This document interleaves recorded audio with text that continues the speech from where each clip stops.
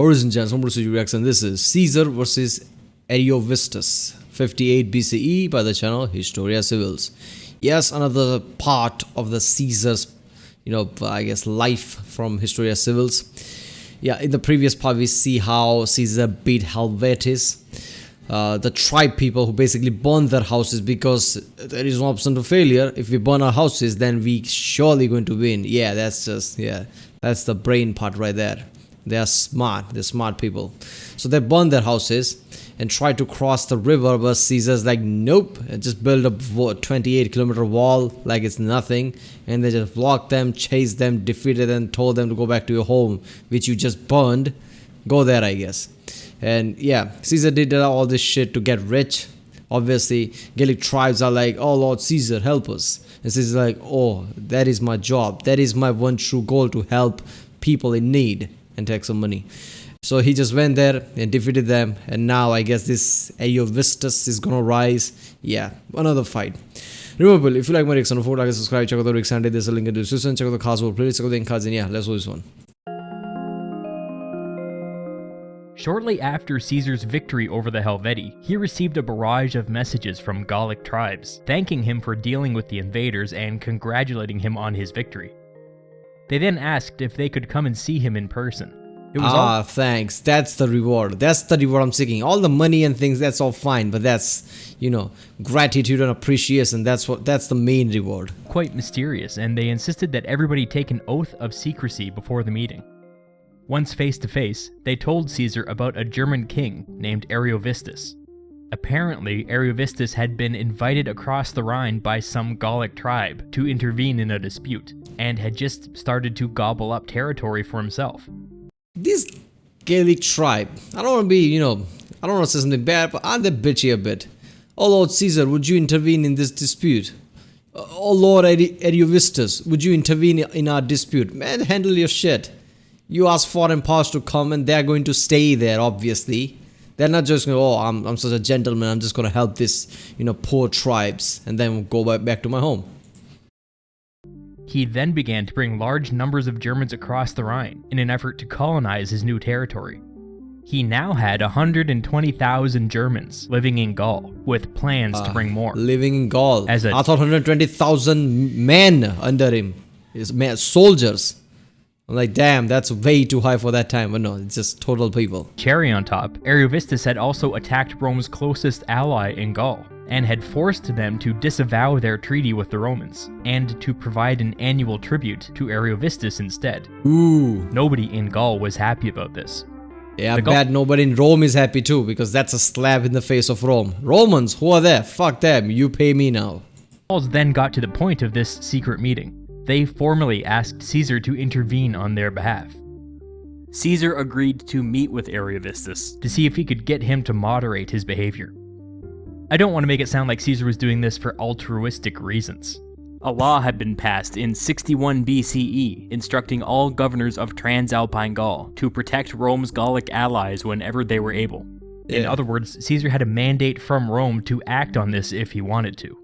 But even more to the point, Ariovistus was encroaching on Rome's sphere of influence, and doing nothing in response would do some real damage to Rome's credibility in the region. Seriously, not credit, just reputation. These are Roman allies. You pay Rome, things, and now Ariovistus come. Oh no allies and treaties with Romans. You pay us now. That's a direct slap in the face of Rome. They are going to retaliate now, obviously. And I guess that law was passed for the reason, like, if somebody takes the bordering region, it's a real threat to Rome. So if anybody threatens the bordering region, it's best to defend them, so we don't have to fight in our own home country. Nobody can just march inside the Rome. Caesar sent a message to Ariovistus, asking for a meeting on neutral ground. Ariovistus wrote back, saying, no, if you want to meet, come to me. Obviously, negotiations were off to a great start. Caesar sent a second message. Ariovistus has no idea then who's he's dealing with, right? Julius Caesar.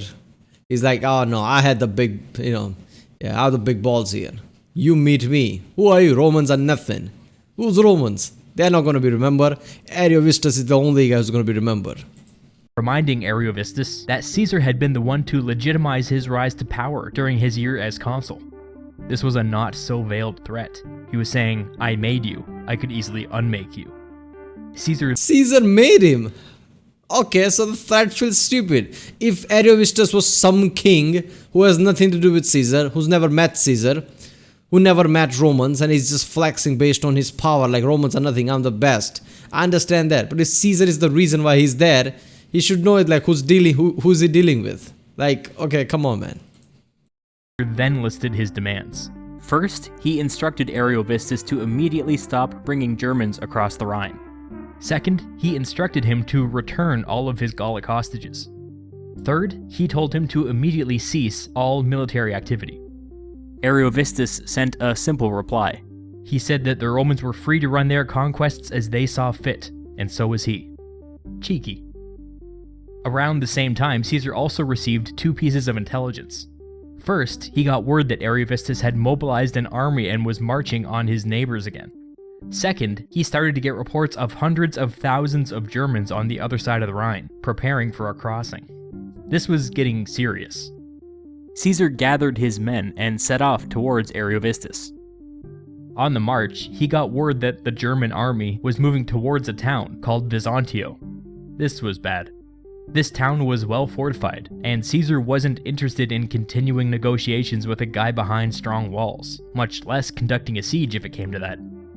He left his supply wagons behind, and pushed his men forward at a breakneck pace. See, that's what happens when you're a politician who's also a great military mind. He's like, okay, the option.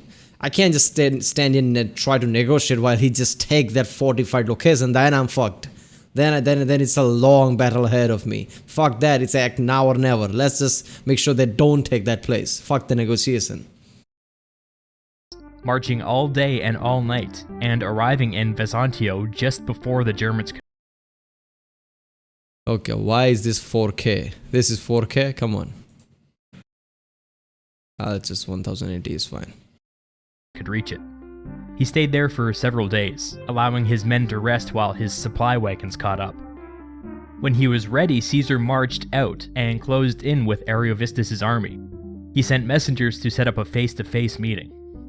Ariovistus had some specific ground rules for the meeting. He asked that exactly 10 men on horseback accompany each general. Caesar had cavalry, but they all happened to be Gauls, so fearing some sort of trap or betrayal, he had some of his most loyal infantry mounted on Gallic horses. This led to some of his men joking that he was treating them so well that he made them into equitae. If you don't get the joke, it's a pun. Equitae means both horsemen and a wealthy Roman. So the 2 generals and their retinues met on an open field. Caesar simply reiterated what he had told Ariovistus in his letter. He demanded that no more Germans cross the Rhine, that the Gallic hostages be returned, and the cessation of all military activities. Ariovistus said that this was now his province, just as Transalpine Gaul was Caesar's province. He said that he and the Romans had won their respective provinces through conquest, fair and square. Ariovistus then leveled a threat, saying that many politicians back in Rome would probably be overjoyed if he killed Caesar right now. Damn. This comment caused a fight to break out between the horses. Caesar's like, yeah, I'm gonna take my time with you now. Yeah, I'm gonna make an example out of you now. Caesar would say that the Germans started it, but he would say that, wouldn't he? Caesar immediately broke off negotiations and had his men return to camp. A few days later, Ariovistus sent another message, saying that he was interested in another meeting. Caesar was understandably suspicious, considering how the last one ended. He just said that if I kill you right now, senators would be happy. That's that's the highest level of threat there can be. What more talk? He sent his favorite Gallic interpreter to go and see what Ariovistus wanted. It's a good thing he did, because in fact it was a trap. Ariovistus took Caesar's interpreter prisoner, and would spend the next several days arguing with his religious advisors over whether or not they should burn him alive as a religious sacrifice.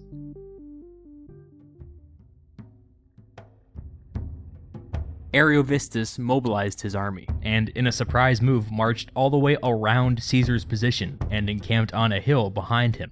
This put him in a good position to intercept Caesar's grain shipments. Not great for Caesar. Ariovistus was leading an army of around 30,000, and Caesar had somewhere around 25,000. Caesar and Ariovistus both deployed for battle 5 days. Look, knowing the great man Caesar was and knowing the other great man like, how Napoleon was, yeah, the odds are nowhere near as bad, right? If Caesar had 10,000, he had 30,000, that's a bad odd. But even knowing the name of Caesar, how he's so popular, even with 10,000 men, he should be able to cross him, right? Just because how he is. In a row. There was the occasional cavalry skirmish, but no outright attack. Caesar was now under pressure to attack before he ran out of food. And with Ariovistus holding the high ground, this was a recipe for disaster. Oh yeah, so Caesar I forgot this means high ground, mountain or something. With a plan. He marched his army out of his camp in 3 columns, leaving a small garrison behind. He then marched just beyond the German hill. Ariovistus saw what he was doing and sent out his cavalry and half of his infantry in response. Why only half? We'll get to that in a minute. Caesar had expected a German response, which is why he had his men in 3 columns rather than 1. He instructed 2 columns to turn and hold the Germans off, while the third one began to construct a fortified encampment. There was some skirmishing back and forth, but Ariovistus never really pushed in a coordinated attack. God, this is just effed up, right? They're building encampments while the battle is raging on. At the time, there is no margin for error, right? Because time is of the essence. It's ridiculous during the war times how fast they build things. Oh, build a wall. Why not? Let's build a bridge fast before they run away. Yeah, I'm building a bridge. They're retreating, they're running away. It's fine, we'll catch up to them. Let's just fast build a bridge. Attack, even though the Romans were out in the open and undeniably vulnerable. When the third line completed its construction, the Romans pulled back and the Germans didn't pursue. Caesar was now in a position where he could intercept his food shipments unmolested, which meant that he could take his time figuring out how to deal with Ariovistus. The next day was pretty uneventful, but late in the day, the Germans sent a raiding party to attack the first Roman camp, but Caesar had left a garrison and they were easily repulsed. During this engagement, some German prisoners were captured. Under questioning, they revealed that Ariovistus had been told by his religious advisors that victory was impossible until the next full moon. Aha! That explains why he was being so cautious. Caesar decided to take Caesar's like, that's right. Yeah, religious fools. You wait for full moon while I take the advantage of that and crush you. Full advantage of this. The next day, he marched his army straight up the hill, and Ariovistus did not challenge him. Now both armies were on the hill. Caesar then deployed for battle, so close to the German camp. I don't know why I'm imagining myself. He's not going to attack me until the full moon. Alright, everybody just walk out. Everybody just, whistling and singing, just walking on the mountain. They're not going to attack. We don't have to be on guard. Let's just walk there. That they had no choice but to fight.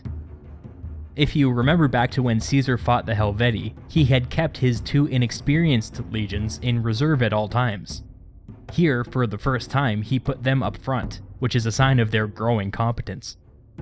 As Ariovistus' army prepared for battle, Caesar observed that the Germans on the Roman right looked a little weak. That's where he positioned himself, and that's where he intended to win the battle. All of a sudden, the Germans attacked with amazing speed. It all happened so fast that the Romans didn't even have time to throw their javelins. They just had to drop them where they stood.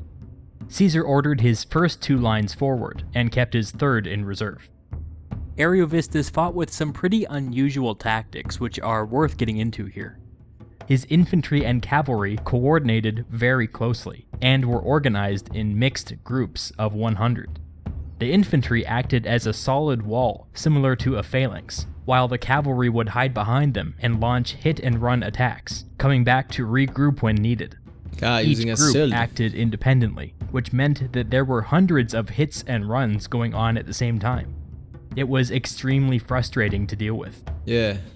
As the battle dragged on, the Roman frustration started to show. Some dealt with the German walls of infantry by throwing themselves in. Ariovistus feels like, somebody who's also a great military mind, just the way he's grouping things and creating this kind of a, whole tactical scenario where just hit and run and regroup back, acting as one body. That's some good tactics there. Into them, and ripping away the enemy's shields with their bare hands. I ain't never seen that in a movie. After some effort, Caesar was able to break through on the Roman right, just as he had planned. But with all of his attention devoted here, he was unaware that at the same moment, the Roman left was beginning to crumble. The commander of the Roman cavalry, Publius Licinius Crassus, son of Caesar's political ally, saw what was happening and launched into action. On his own accord, he went to the Roman third line, who were totally oblivious, and ordered them to come and reinforce the Roman left. The third line got there just in time, and the left held. This was an early example of the growing initiative of Caesar's subordinates, which would turn out to be a feature of the Gallic Wars. Seriously. Soon afterwards, It's not only Caesar, his subordinates are just as smart and can take initiative like that. That's a really important thing. the German collapse on the right reverberated throughout the entire army. The Germans fell apart and fled. They continued their retreat all the way back across the Rhine, pursued by a horde of angry Gauls. Those hundreds of thousands of Germans waiting to cross the Rhine heard news of this defeat and went home. As luck would have it, after the battle, Caesar's favorite Gallic interpreter was found alive, but traumatized by the constant conversations about being burned alive. Caesar would later say that discovering that he was alive gave him as much pleasure as the victory itself. With these back-to-back victories over first the Helvetii and then Ariovistus, Caesar would later say that he won 2 wars in a single summer. Rome was now well established as an indispensable power broker in the region.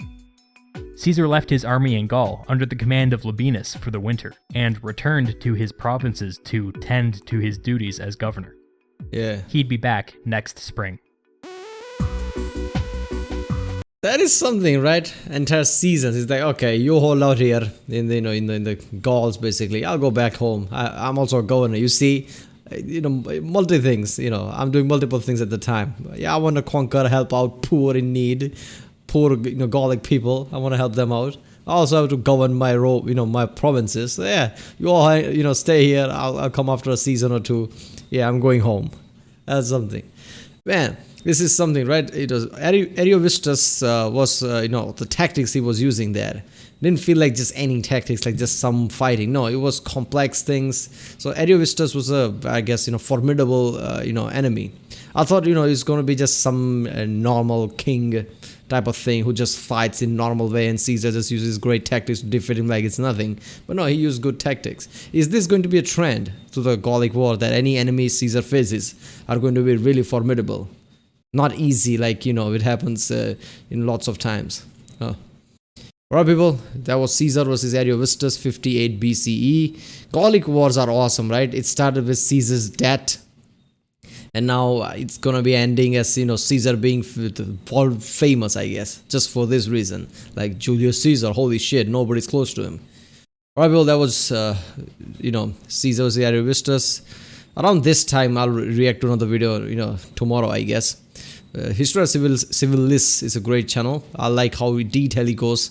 It's just graphs and blocks and things, but it's still awesome. Just seeing the graphs and blocks, it feels awesome now. I guess this is where it started, right?